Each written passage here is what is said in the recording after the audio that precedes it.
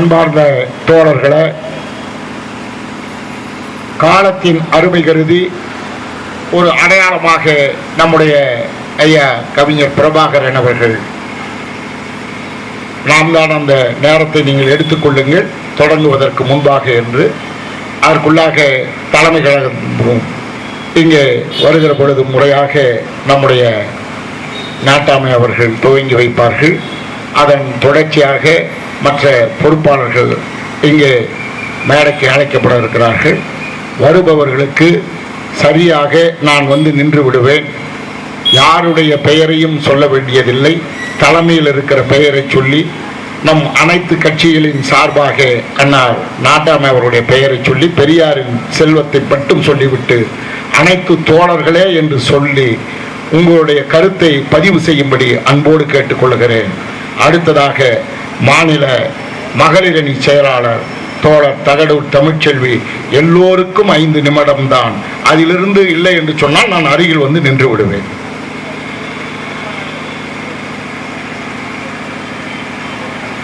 அனைவருக்கும் வணக்கம்.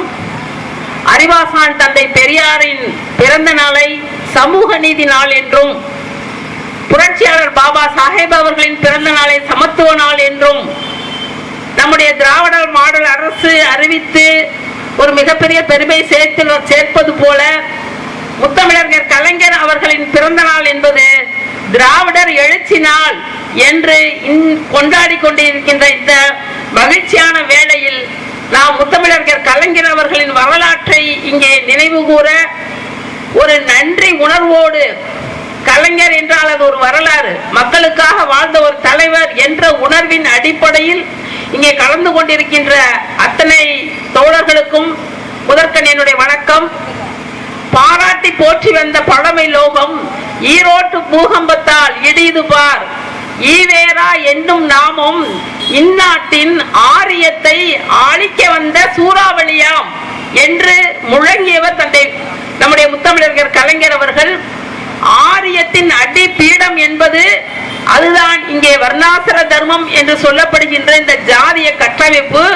அந்த கட்டமைப்பை தகர்க்க வந்த தந்தை பெரியார் என்று முத்தமிழர் கலைஞர் அவர்கள் பாடியதோடு மட்டுமல்ல, தன்னுடைய அத்தனை அரசாங்கத்தின் திட்டங்களிலும் சட்டங்களிலும் அந்த ஜாதி ஒழிப்பை முன்னிலைப்படுத்தி நடத்திய வரலாறு என்பது முத்தமிழர் கலைஞர் வரலாறு என்ற நிலையில் நடைபெறும் இந்த பொதுக்கூட்டத்தின் தலைவர் மரியாதைக்குரிய சகோதரர் பீம தமிழ் பிரபாகரன் அவர்களே, வரவேற்புரையாற்றிய முனியப்பன் அவர்களே, அதே போல இங்கே மகளிர் தோழர்கள் சிறப்பாக கலந்து கொண்டுள்ள சின்னப்பாப்பா சக்கரை அவர்களே, சின்னப்பாப்பா காந்தி அவர்களே, முனியம்மாள் முருகன் அவர்களே, எங்களுடைய மகளிர் பாசறை தலைவர் கோகிலா அவர்களே, அதே போல முனியம்மாள் முருகன் அவர்களே, மகேஸ்வரி கணேசன் அவர்களே, சவுந்தலா அர்ஜுனன் போன்ற அத்தனை மகளிர் தோழர்களுக்கும் இங்கே யாரையும் குறிப்பிட வேண்டாம் என்று சொன்னார்கள். மகளிரை மட்டும் முன்னிலைப்படுத்தி அனைவரும் வருக என்று அழைத்து, முத்தமிழறிஞர் நான் ஏற்கனவே குறிப்பிட்டது போல முத்தமிழறிஞரின் அரசில் திட்டங்களும் சட்டங்களும் மட்டும் சாதனை அல்ல,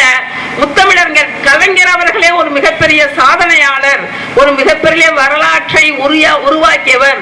இந்தியாவில் யாருமே தொட முடியாத உயரங்களை தொட்டவர் முத்தமிழர் கலைஞர் என்ற அடிப்படையில் 5 முறை முதலமைச்சராக இருந்திருக்கிறார்.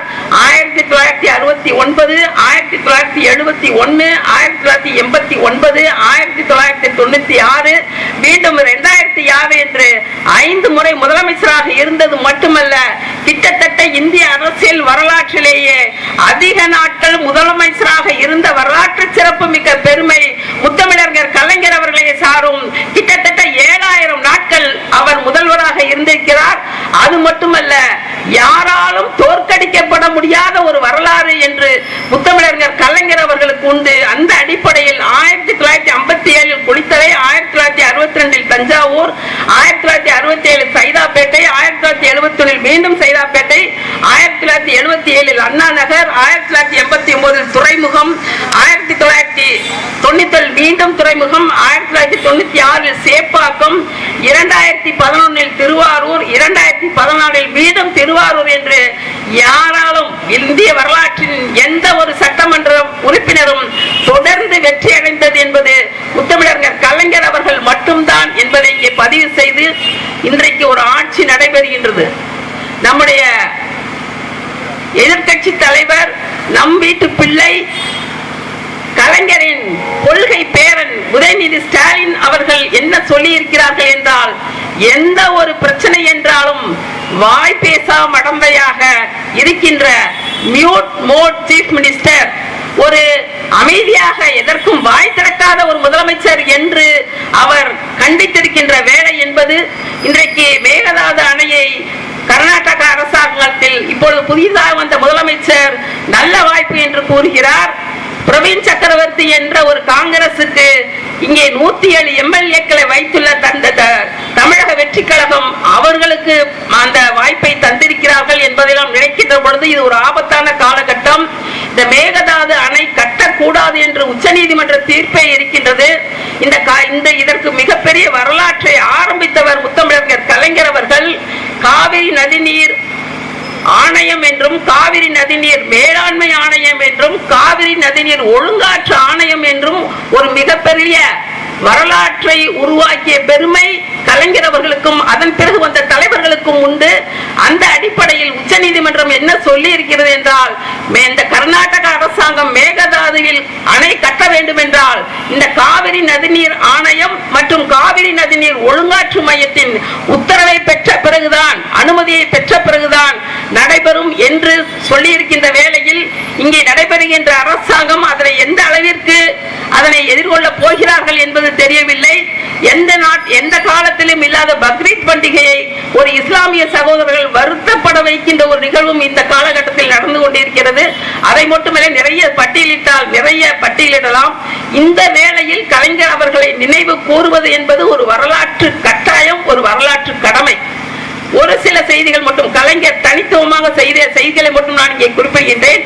நீட் நுழைவுத் தேர்வு இந்தியாவிலேயே அது 2010 எங்களுடைய ஐக்கிய முற்போக்கு கூட்டணி தான் கொண்டு வந்தார்கள். நாங்கள் அதனை மறுக்கவில்லை. அந்த ஐக்கிய முற்போக்கு கூட்டணியில் அன்னை சோனியா காந்தி அவர்களையும் அன்றைக்கு அமைச்சர் கபில் சிபல் அவர்களையும் குலாம் நபி ஆசாத் போன்றவர்களையும் சந்தித்து இந்தியாவிலே தமிழ்நாட்டிற்கு நீட்டிலிருந்து விலக்கு பெற்றவர் முத்தமிழர் கலைஞர் அவர்கள்.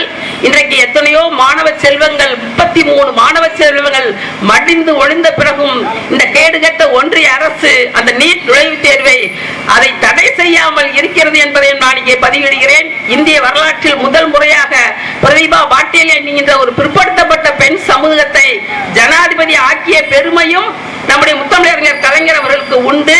இங்கே தந்தை பெரியார் அவர்கள் ஒரு கோரிக்கையை வைத்தார்கள். எனக்கு ஒரு வருத்தமான செய்தி, இங்கே IAS-களாக IPS-களாக நிறைய வந்தாலும் கூட உயர் நீதிமன்ற நீதிபதியாக ஒரு பட்டியல் சமூக தோழனை நான் காண முடியவில்லை என்று தந்தை பெரியார் அவர்கள் வருத்தப்பட்ட பொழுது முதலாக அப்பொழுது செஷன்ஸ் ஜட்ஜ் என்று சொல்லப்படுகின்ற மாவட்ட நீதிபதியாக இருந்த ஐயா வரதராஜனார் அவர்களை சென்னையின் உயர் நீதிமன்ற நீதிபதியாக ஆக்கி அதற்கு பிறகு அவர் உச்ச நீதிமன்றத்தின் நீதிபதியாக ஆனார் என்ற வரலாற்றை சொன்னவரும் வரலாற்றை செய்தவரும் முத்தமிழர் கலைஞர் அவர்கள்.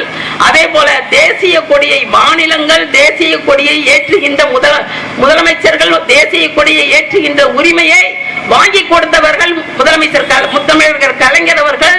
இன்றைக்கு தீய சக்தி தீய சக்தி தீய சக்தி என்று மூச்சுக்கு 300 தரம் முழங்குகின்ற முதல்வர் விஜய் அவர்களுமே நம்முடைய கலைஞர் அவர்கள் வாங்கி கொடுத்த உரிமையின் அடிப்படையில் தான் தேசிய கொடியை கூட ஏற்ற வேண்டும் என்ற வரலாற்றை உருவாக்கிய பெருமையும் ஐயா முத்தமிழர் அவர்களுக்கு உண்டு.